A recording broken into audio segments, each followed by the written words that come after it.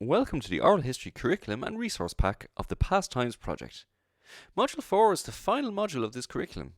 Throughout the 4 units in this module, you will learn about the correct way to archive and publish your oral history project on appropriate online domains.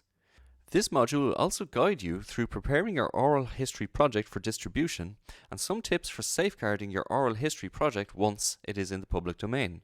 This is the final step in becoming an oral historian. In Unit 1, Guideline for Archiving and Storing Oral History Projects, you will be asked to consider why it is important to archive your oral history project, now that you have worked so hard to record it. You will also be prompted to consider the steps you need to take to archive your oral history project properly and where you plan to store your archived files. Unit 2, Presenting Oral History for Distribution.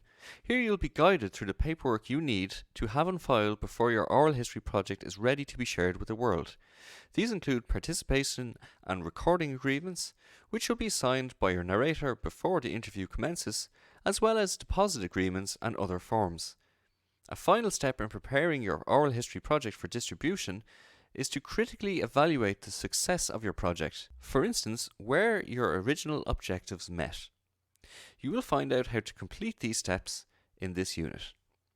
In Unit 3, Publishing Oral History through Social Media Channels supports you to take the next step to share your oral history project in the public domain.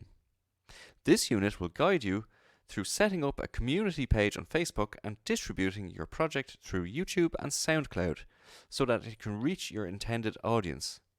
Practical advice for choosing the most appropriate online platform for your project is provided throughout this unit.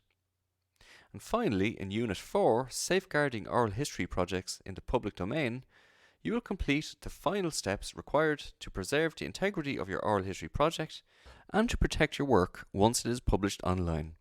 This unit provides guidelines and advice for licensing in the public domain and make recommendations for copyright licenses you should apply to your oral history project before it is released to the public. At the end of this unit, you will have completed this curriculum and resource pack, and nothing will stand in your way of becoming a published oral historian.